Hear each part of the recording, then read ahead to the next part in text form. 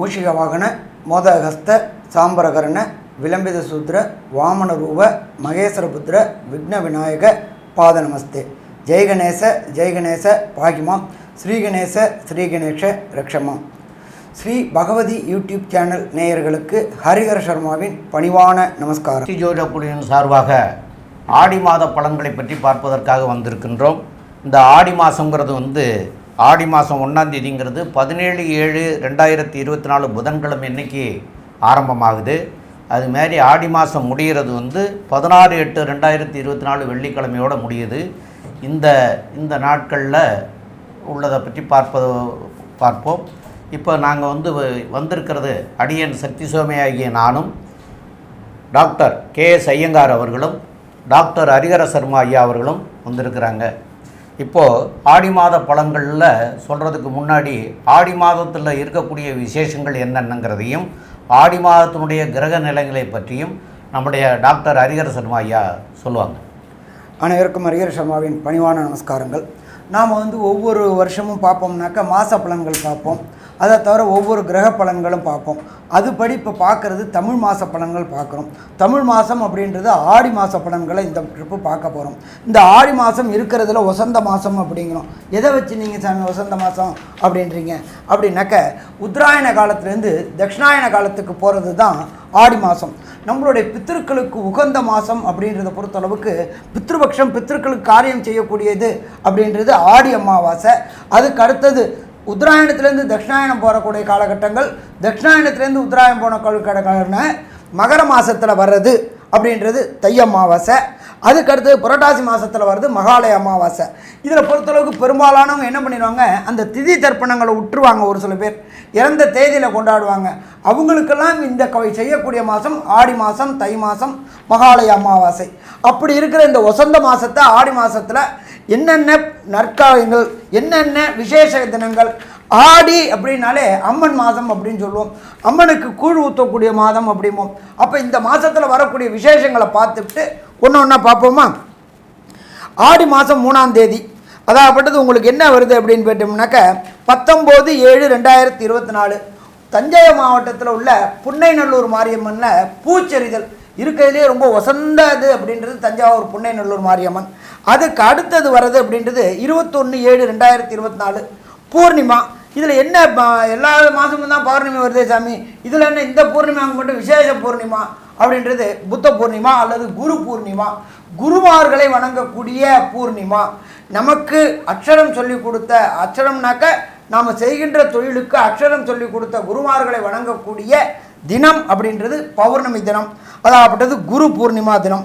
அதுக்கு அடுத்தது பார்த்தோம் அப்படின்னாக்க 23/7/2024 செவ்வாய்க்கிழமை நம்ம காஞ்சிபுரத்தில் உள்ள ஸ்ரீ ஜெயேந்திர சரஸ்வதி சுவாமிகளுடைய ஜெயந்தி. காஞ்சிபுரம் மடம் அப்படின்னாலே உங்களுக்கு பொறுத்தளவுக்கு முதல் மடம் அப்படின்றத பொறுத்தளவுக்கு கேரளாவில் உள்ள ஆதிசங்கரர் மடம். அடுத்தது வந்தது 64 பட்டம்ன்றது ஜெயேந்திர சரஸ்வதி சுவாமிகள். அவங்க அங்கேயே அனுஷ்டானம் ஆயிருக்கிறாங்க. அவங்களுக்கு ஜெயந்தி கொண்டாடக்கூடிய நாள் அப்படின்றது 23. அதுக்கு அடுத்தது பார்த்தோம்னாக்க 27/7/2024 சனிக்கிழமை நம்ம பூமி பூஜை போடுறது. பூமி பூஜை போடுறது அப்படின்னாக்க வாஸ்து பகவான் கண் விழிக்கக்கூடிய நாட்கள். வாஸ்து பகவான் கண் விழிக்கக்கூடிய நாட்களில் நாம் அந்த மனைக்கு உண்டான பூஜையை பண்ணிவிட்டு வீட்டு வேலையை தொடங்கினோம் அப்படின்னா எந்த விதமான தடசமும் வராது. லோன் கேட்ட இடத்துல லோன் கிடைக்கும், மெட்டீரியல் கேட்ட இடத்துல கிடைக்கும், வேலைக்காரங்க எல்லாருமே பிரச்சனை இல்லாமல் இருப்பாங்க. அப்போ அந்த வாஸ்து நாளில் எந்த டைம்னு ஒரு பர்டிகுலர் டைம் சொல்கிறேன், அந்த டைம் ரொம்ப வசந்த டைம். காலையில் 6:52லேருந்து 8:22 வரையிலும் இந்த வாஸ்து தினம், வாஸ்து பூஜை போடக்கூடிய நேரம். அதுக்கு அடுத்தது எம்பெருமான் முருகபெருமானுக்கு உண்டான தினம் அப்படின்றது ஆடி மாதத்தில் வர கிருத்திகை தினம். அதுக்கு அடுத்தது பார்த்தோம் அப்படின்னாக்க தஞ்சாவூர் மாவட்டம், கும்பகோணம் மாவட்டம், இந்த காவேரி நதி பாயக்கூடிய மாவட்டங்களில் என்ன பண்ணுவாங்க அப்படின்னாக்க ஆடி பெருக்கு அல்லது 18ஆம் பேர் அப்படிம்பாங்க. குழந்தையெல்லாம் சொப்பரத்தை எடுத்துகிட்டு போயிட்டு எல்லா சாப்பாடையும் வச்சுக்கிட்டு அந்த கரையோரம் சாப்பிடுவாங்க. அதே போல் புதுமண தம்பதிகளை பொறுத்தளவுக்கு மாங்கல்யம் மாற்றக்கூடிய நாள்.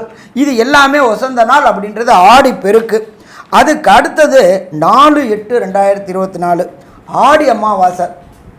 அது என்ன சாமி ஆடி அமாவாசை, அது மட்டும் என்ன அப்படின்னாக்க உங்களுக்கு பொறுத்தளவுக்கு உத்தராயணத்துலேருந்து தட்சிணாயணம் மாறக்கூடிய காலகட்டம் அப்படின்றத பொறுத்தளவுக்கு கடக மாதம், அதாவது ஆடி மாதம். இந்த ஆடி மாதத்தில் பொறுத்தளவுக்கு உத்தராயணம் அப்படின்றது தேவர்களுடைய பகல் பொழுது, தட்சிணாயணம் அப்படின்றது தேவர்களுடைய இரவு பொழுது. இப்போ இந்த காலகட்டங்களில் ஆடி மாதத்தில் பொறுத்தளவுக்கு ஆடிப்பட்டம் தேடி விதை அப்படிம்பாங்க. ஆடி மாதத்தில் அம்மன் கோயிலில் கூழ் ஊற்றுவாங்க. எதுக்காக அப்படின்னாக்க விவசாயிகள் தான் அறுவடை பண்ணின அத்தனை நெல்லையும் விற்றுட்டு விதை நெல் மட்டும் வச்சுருப்பாங்க. அவங்க அந்த காலகட்டங்களில் கஷ்டப்படக்கூடாது அப்படின்றதுனால நம்மளுடைய முன்னோர்களும் மூத்தோர்களும் ஊரில் உள்ள ஒவ்வொரு அம்மன் கோயிலையும் கூழ் காய்ச்சி ஊற்றுவாங்க. அப்போ இதை மாதிரி உள்ள விசேஷமான தினம் அப்படின்றது ஆடி அமாவாசை. அடுத்தது பித்ருக்களுக்கு பொறுத்தளவுக்கு ஒரு சில பேர் என்ன பண்ணுவாங்க, இறந்த திதி தெரியாததுனால என்ன பண்ணுறதுன்னு ஜோசியங்கள்ட்ட வந்து கேட்பாங்க. அப்போ பண்ணக்கூடிய காலகட்டங்கள் அப்படின்றது ஆடி அமாவாசையில் பண்ணலாம், அதுக்கு அடுத்தது தை அமாவாசையில் பண்ணலாம், அடுத்தது மாலை பட்சத்தில் பண்ணலாம். அப்படி விட்டு போனவங்க அத்தனை பேரும் இப்போ இந்த காலகட்டங்களில் விட்டு போன அத்தனை பேரும் வரக்கூடிய ஆடி அமாவாசை அன்னைக்கு பித்ருக்களுக்கு தர்ப்பணம் கொடுக்கணும். சரி, பித்ருக்களுக்கு தர்ப்பணம் கொடுக்கணும்னா எங்கள் வீட்டிலேயே வச்சு கொடுக்கலாமா அப்படின்னாக்க புண்ணிய தீர்த்தங்கள், புண்ணிய நதிகள், புண்ணிய கடல்கள் இதில் கொடுத்தோம் அப்படின்னாக்க கண்டிப்பாக நமக்கு அந்த பலன்கள் கிடைக்குமா? கண்டிப்பாக பலன்கள் கிடைக்கும். அதே போல் இந்த காலை பொறுத்தளவுக்கு உத்தராயணத்திலிருந்து தட்சிணாயணம் மாற காலகட்டம் பொறுத்தளவுக்கு சூரியன் வலுவிழக்கக்கூடிய காலகட்டங்கள் அப்படிம்பாங்க. இந்த காலகட்டங்களில் பரிகார பூஜைகள் செய்கிறத தவிர்த்துவிட்டு கோயில் உண்டான பூஜைகள் செய்யக்கூடிய காலகட்டங்கள், ஆலய வழிபாடு செய்யக்கூடியங்கள். நம்மளோட பொறுத்தளவுக்கு இந்து மதத்தில் பொறுத்தளவுக்கு ஒன்றுமே விளக்கமாக சொல்லியிருக்கிறாங்க, எந்தெந்த மாதம் என்னென்ன செய்யணும் அப்படின்றது. அதனால் இந்த ஆடி அமாவாசை மிக சிறப்பான மாதம். அதே போல் இந்த காலகட்டங்களில் தட்சிணாயணத்துலேருந்து உத்தராயண மாறகட்டங்களில் நல்ல பவரான காலகட்டங்கள் இந்த ஆடி அமாவாசை கொண்டாடினா ரொம்ப சிறப்பாக இருக்கும். அதுக்கு அடுத்தது ரொம்ப விசேஷமானது அப்படின்றது 7/8/2024 புதன்கிழமை. இதுக்கு பேர் ஆடி பூரம், ஆடி மாதத்தில் வர பூரம். அது ரொம்ப விசேஷமான தினம். அதுக்கு அடுத்தது பார்த்தோம் அப்படின்னாக்க 8/8/2024 சங்கரன் கோயில், நெல்லை மாவட்டத்தில் உள்ள சங்கரன் கோயிலில் ஆடி தபசு செய்யக்கூடிய நாள். அது ரொம்ப விசேஷமானது.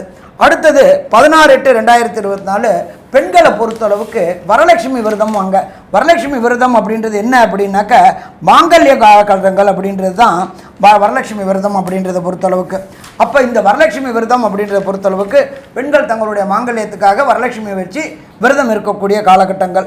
அதுக்கு அடுத்தது பார்த்தோம்னாக்க எம்பெருமான் முருகப்பெருமானுக்கு உகந்த 29/7/2024 ஆடி கிருத்திகை. இந்த ஆடி கிருத்திகை அப்படின்றத பொறுத்தளவுக்கு எல்லா விதமான முருகன் கோயிலையும், முக்கியமான முருகன் அறுவடை வீடு முருகன் கோயிலை தவிர எல்லா முருகன் கோயிலையும் இந்த ஆடி கிருத்திகை விசேஷமான தினமாக இருக்கும். சரி, இதை தவிர அந்த ஆடி மாதம் பிறக்கிற நாள் கிரகங்களுடைய நிலவரம் என்னென்ன இருக்குது அப்படின்னு பார்ப்போமா? 2ஆம் இடமான ரிஷபத்தில் குரு பகவானும் செவ்வாய் பகவானும் இருக்காங்க. 4ஆம் இடமான கர்க்கடகத்தில் சூரியன், புதன், சுக்கிர பகவான் இருக்கார். காலபுருஷ தத்துவத்தின்படி 6ஆம் இடமான கன்னியா ராசியில் கேது பகவான் இருக்கார். இதை தவிர கும்பராசியில் சனி பகவான் வக்ரம் அடைஞ்சிருக்காரு. இப்போ இந்த வக்ரம் அடைஞ்சது சற்றேறக்குறைய 140 நாள். அப்போ இந்த 140 நாளும் இந்த காலகட்டங்களில் வந்துடுது. எப்பொழுதுமே சனி பகவான் வக்ரம் அடைகிறது மிக மிக சிறப்பு. காலபுருஷ தத்துவத்தின்படி 12வது ராசியான மீன ராசியில் ராகு பகவானும் கொண்ட அமைப்பில் இந்த ஆடி மாதம் பிறக்கிறது. இப்போ ஒவ்வொரு ராசிக்கும் என்னென்ன பலன் இருக்குன்னு பார்ப்போமா? சிம்மராசி நேயர்கள், மகம் நட்சத்திரம் 4 பாதங்களும், பூர நட்சத்திரம் 4 பாதமும், உத்தர நட்சத்திரம் 1 பாதமும் ஆக இந்த 9 பாதம் கொண்டவர்கள் சிம்மராசி நேயர்கள். இப்போ இந்த சிம்மராசி நேயர்களுடைய அதிபதியாகியவர் சூரிய பகவான். அவர் 12ஆம் இடத்துல கடகத்தில் இருக்கார். அவர் மாத்திரமில்லை, அவரோட சுக்கிர பகவானும் இருக்கார், புதன் பகவானும் இருக்காங்க 12ஆம் இடத்துல. அப்போ இந்த சுக்கிரன் உங்களுக்கு ஆகஸ்ட் மாதம் 1ஆம் தேதி அன்னைக்கு உங்கள் வீட்டுக்கே வந்துடுறார். அதாவது உங்களுடைய ராசி அதிபதியினுடைய வீட்டுக்கே வந்துடுறார், ராசிக்கே. அப்போது 2ஆம் இடத்துல கேது இருக்கார், 7ஆம் இடத்துல சனி இருக்கிறதுனால பயப்பட வேண்டிய அவசியம் இல்லை. ஏன்னு கேட்டால் அவர் வக்கர நிலை அடைஞ்சு போயிருக்கார். அதனால் குடும்பத்தில் இருந்த பிரச்சனைகள் கொஞ்சம் குறைஞ்சிருக்கிறதுக்கு வாய்ப்புகள் உண்டு. அதேமாரி பார்ட்னர்ஷிப் தொழிலில் இருக்கிறதும் இப்போ சரி பண்ணிட்டு போகக்கூடிய சூழ்நிலைகளையும் உருவாக்கி தருவார். குரு 11ஆம் இடத்துல இருக்கிறதும், செவ்வாய் அதாவது உங்களுடைய ராசிக்கு 4க்கும் 9க்கும் உடைய செவ்வாய் 10ஆம் வீட்டில் இருக்கிறதும், 10ஆம் வீட்டில் குரு இருக்கிறதும், ஒரு 10ல் ஒரு பாவியாவது இருக்கணும்னு சொல்லுவாங்க. இப்போ 10ஆம் இடத்துல குரு இருந்தாலும் நல்லதை செய்ய மாட்டார் அப்படின்னு சொல்லுவாங்க. இருந்தாலும் 4க்கும் 9க்கும் உடைய செவ்வாய் போய் குருவோடு சேர்ந்து இருக்கிறதுனால குருமங்கள யோகம் பெற்று போய் அவர் உங்களுடைய ராசிக்கு 4ஆம் இடத்தை 2 பேருமே பார்க்குறாங்க. அதனால் பழைய வண்டி வாகனங்களை கொடுத்துட்டு புதிய வண்டி வாகனங்கள் வாங்குறதும், பழைய இடத்த கொடுத்துட்டு புதிய இடங்கள் வாங்குறதும், இல்லைன்னா பழைய இடத்த புதுப்பிக்கிறதும், இல்லை புதுசாக வாங்குறதும், இந்த மாதிரியான சூழ்நிலைகள் எல்லாம் இந்த மாதம் உங்களுக்கு அற்புதமாக ஏற்படுத்தி தரக்கூடிய காலமாக இருக்கும். ஆடி மாதமாக இருந்தாலும் பேச்சுவார்த்தைகளை முடிவு பண்ணி வச்சுக்கிட்டிங்கன்னா அதுக்கப்புறமும் தொடர்ந்து இவங்க 2 பேரும் இங்கேருந்து பார்த்துக்கிட்டே இருக்க போகிறவங்க தான். அப்போ அதனால் இந்த மாதத்துலரே முடிவு பண்ணி வச்சுக்கிட்டாலும் அடுத்த மாதங்களில் வாங்கிக்கிறதுக்கு உண்டான வாய்ப்புகளை எல்லாம் கொடுக்கக்கூடிய வாய்ப்புகள்லாம் மிக அற்புதமாகவும் இருக்குது. அதேமாரி உங்களுடைய ராசிக்கு 7ஆம் இடத்துல குரு பார்க்கிறார். அதாவது உங்களுடைய ராசிக்கு 7ஆம் இடத்தை குரு பார்க்கலை. அப்போ ராசிக்கு 7ஆம் இடம் அப்படின்னு சொல்லக்கூடிய இடம் கும்ப வீடு. அந்த கும்பம் வீட்டில் சுக்கிரன் அவர் ஆகஸ்ட் மாதம் 1ஆம் தேதி அன்னைக்கு மாறினா சமசப்தம பார்வையில் சுக்கிரனும் சனியும் பார்க்க போகிற காரணத்தினால உங்களுக்கு வரக்கூடிய தீமைகள்லாம் மாறி நன்மைகள்லாம் நடக்கக்கூடிய வாய்ப்புகள் மிக மிக அற்புதமாக இருக்கிறது. மேற்கொண்டு உள்ள விவரங்களை நம்முடைய கேஎஸ் ஐயங்கார் அவங்க சொல்லுவோம். ஐயா, அற்புதமாக சொன்னீங்க. சிம்ம ராசியின் அதிபதி 12ஆம் இடத்துல இருக்கார். ஒரு மனசுக்குள்ள ஒரு போராட்டம், பயம் இருந்துகிட்டே இருக்கும். அதாவது ஏதாவது ஒரு விஷயத்தில் நம்ம தோற்றுருவோமோ, ஏதாவது ஆயிடுமோ அப்படின்ற ஒரு மனசில் பயம் இருக்கும். ஏன்னா 12ஆம் இடத்துல போய் சூரிய பகவான் இருக்கிறதுனால அது ஒரு ஏற்றத்தை கொடுக்காது. இருந்தாலும் ராசிநாதன் 12ஆம் இடத்துல மறைஞ்சாலும் கவலைப்பட தேவையில்லை. ஏன்னா ராசியில் 2 விஷயங்கள். உங்களுடைய ராசியை சனி பகவான் பார்க்குறாரு, அதை தவிர ராசிநாதனும் 12ஆம் இடத்துல மறையிறது கொஞ்சம் மனசில் கிளேசத்தை கொடுக்கும். உடல்நிலையில் கொஞ்சம் பின்னடைவு இருக்கக்கூடிய காலகட்டமாக நிச்சயமாக இருக்கும். உங்களுடைய ராசிக்கு பார்த்தடையானால் சிம்ம ராசிக்காரர்களுக்கு 10ஆம் இடத்துல குரு பகவான் தனியாக இருந்தால் மட்டும்தான் பிரச்சனையை கொடுப்பார். தனித்த அந்தணன் அந்த இடத்த கெடுப்பார் அப்படின்றது தான் ஜோதிட மொழி. அதனால் தனித்த அந்தணனாக இல்லாமல் இப்போ செவ்வாயோடு சேர்ந்து உங்களுடைய மிகப்பெரிய யோகராக இருக்கக்கூடிய செவ்வாயோடு சேர்ந்து இருக்கிறதுனால தொழிலில் பெரிய அபரிமிதமான ஏற்றம் இருக்கும். அதுவும் அரசாங்கம், அரசியல் சார்ந்தவர்களுக்கு பெரிய ஏற்றத்தை நிச்சயமாக கொடுக்கும். இருந்தாலும் மனசுக்குள்ளே ஒரு பயம் இருந்துக்கிட்டே இருக்கும். 10ஆம் இடத்துல இருக்கக்கூடிய குரு பகவான் உங்களுடைய அதாவது இருக்கக்கூடிய ஸ்டேச்சர், அதாவது எந்த இடத்துல ஒரு பிளாட்ஃபார்மில் இருக்கீங்களோ அதை மாற்றி அமைக்கக்கூடிய வல்லமை அவருக்கு நிச்சயமாக உண்டு. ராசிக்கு 2ஆம் இடத்துல இருக்கக்கூடிய கேது பகவான் மூலியமாக பேச்சில் சிறு சிறு பிரச்சனைகள் இருக்கும். நீங்கள் என்ன பேசுனீங்கன்னாலும் அதை தவறாக புரிஞ்சுட்டு பிரச்சனையை க்ரியேட் பண்ணுவாங்க. அதனால் முடிஞ்ச வரலும் எந்த ஒரு விஷயத்துக்கும் பேசாமல் இருக்கிறது ரொம்பவும் நல்லது. பொறுமையாக இருக்கிறது, அதுவே கடந்து போகும். ஏன்னா குரு பகவான் 2ஆம் இடத்தை பார்க்கறதுனால அந்த பிரச்சனை அதுவே கடந்து போகும். அதுதான் நல்லது. 2ஆம் இடத்தை பார்க்கக்கூடிய குரு பகவான் அவரே தனக்காரகன்னு சொல்லக்கூடியவர்ன்றதுனால பண வருமானத்திற்கு தட்டுப்பாடு இருக்காது. பண வருமானம் அதிகமாக இருக்கும். இருந்தாலும் செலவுகள் அதற்கு 3 மடங்கு இருக்கும். அதனால் கொஞ்சம் பொறுமையாக பார்த்து பணத்தை சேகரித்து வைக்கிறது ரொம்பவும் நல்லது. ராசிக்கு 7ஆம் இடத்தில் இருக்கக்கூடிய சனி பகவான் எதிர்பாலினத்தவர் மூலியமாக சிறு சிறு தொல்லைகளை கொடுப்பார். பார்ட்னர்ஷிப் பிஸ்னஸில் சிறு சிறு தொல்லைகளை கொடுக்கக்கூடிய காலகட்டமாக அமையும்.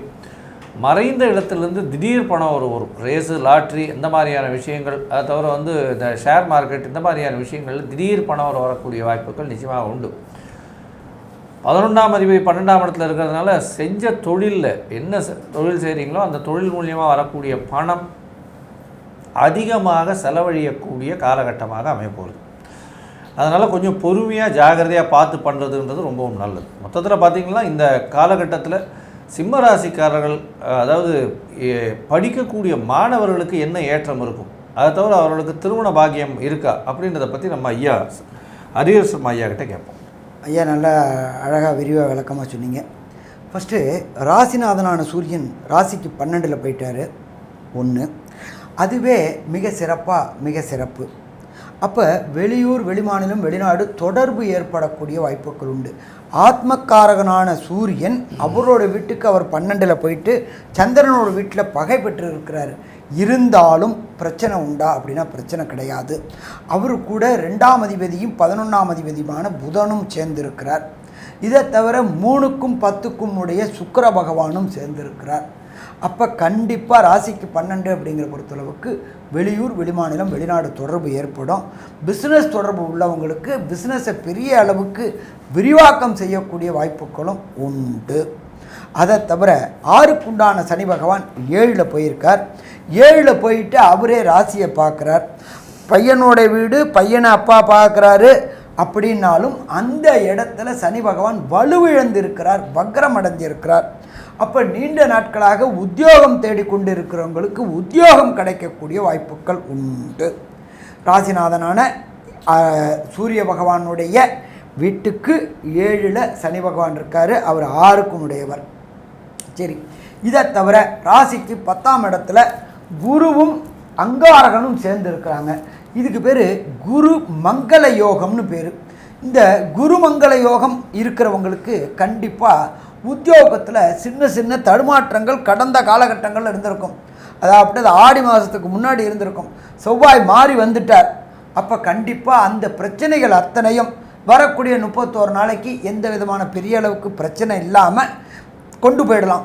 ஒன்றும் இல்லை, நம்ம அப்படியே லைட்டாக அதை தள்ளிட்டு போயிட்டோம்னாலே பிரச்சனை வருமா? வராது. அடுத்தது 10ஆம் இடத்து அதிபதியான சுக்கிர பகவான் ராசிக்கு 12ல் இருக்கிறாரு. அவரு கூட உங்களுடைய ராசிநாதனான சூரியனும் இருக்கார். அதனால் ஜீவனஸ்தானம் கெடுமா? கெடாது. அதே போல் முழு முயற்சிகள் எடுத்து படிக்கக்கூடிய மாணவர்களுக்கு வெற்றி வெற்றி வெற்றி கிடைக்கக்கூடிய காலகட்டங்கள். ஸோ மொத்தத்தில் பார்த்தோம்னா சிம்ம ராசிக்காரங்களுக்கு சின்ன சின்ன தடுமாற்றங்கள் இருந்தாலும் வெற்றி கொடுக்க மாதம்னு சொல்லலாம். சரி, ஒரு சில பேருக்கு தசாநாதனோ, புத்திநாதனோ, அந்தரநாதனோ, சூட்சுமநாதனோ சரியில்லை அப்படின்னா என்ன எளிய பரிகாரம் செய்யலாம்? அதே போல் இந்த 31 நாளில் சுபகாரியங்கள் தொடக்கக்கூடியது, வெளியூர் பயணங்களை தொடங்கிறத தவிர்க்கக்கூடிய நாட்கள் என்ன அப்படின்றதையும் நம்ம ஐயா சக்தி சோமையா அவங்க விரிவாகவும் விளக்கமாகவும் சொல்லுவாங்க. ரொம்ப அற்புதமாக தெளிவாக விவரமாக 2 பேருமே சொல்லிட்டீங்க. இப்போ உங்களுக்கு தசாநாதனோ, புத்திநாதனோ, சூட்சமநாதனோ, அந்தரநாதனோ சரியில்லைன்னு சொன்னால் சில பரிகாரங்கள் நாங்கள் சொல்கிறோம். அதுக்கு முன்னாடி இப்போது சந்திராஷ்டம தினங்கள் அப்படிங்கிறத முதல்ல பார்த்துருவோம். அப்போ இந்த சந்திராஷ்டம தினங்கள் அப்படின்னு சொல்லக்கூடியது உங்களுக்கு ஜூலை மாதம் 25ஆம் தேதி அன்னைக்கு வியாழக்கிழமை அன்னைக்கு 3 மணிக்கு தொடங்குது. 26ஆம் தேதி வெள்ளிக்கிழமை, 27ஆம் தேதி சனிக்கிழமை மாலையில் 5:24 வரைக்கும் இருக்கிறது. இந்த நாட்களை நீங்கள் புதிதான பயணங்கள் செய்கிறதையோ இல்லைன்னா புதிய முயற்சிகள் எதுவும் செய்கிறது, புதிதாக தொடங்கிறது, இதெல்லாம் விளக்கிக்கிறது மிக மிக நல்லதாக இருக்கும்.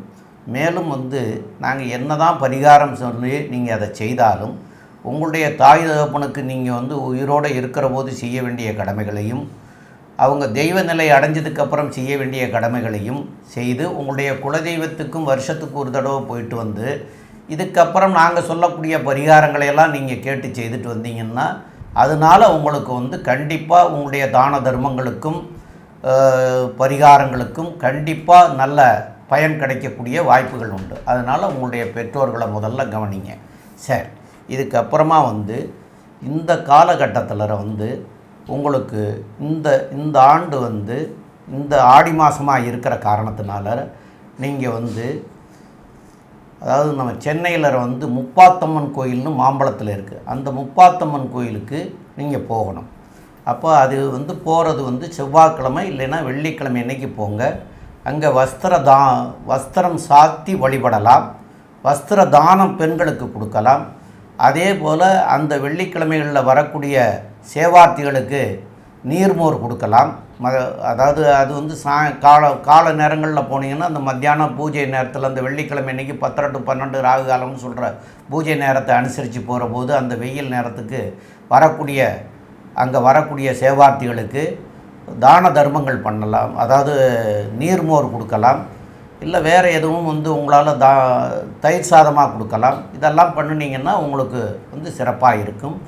மேலும் அந்த நாட்களில் அவசியம் போய் வழிபட்டுட்டு வாங்க. உங்களுக்கு வரக்கூடிய விளைவுகளிலிருந்து நீங்கி நன்மைகள் பெற முடியும் அப்படிங்கிறத சொல்கிறோம்.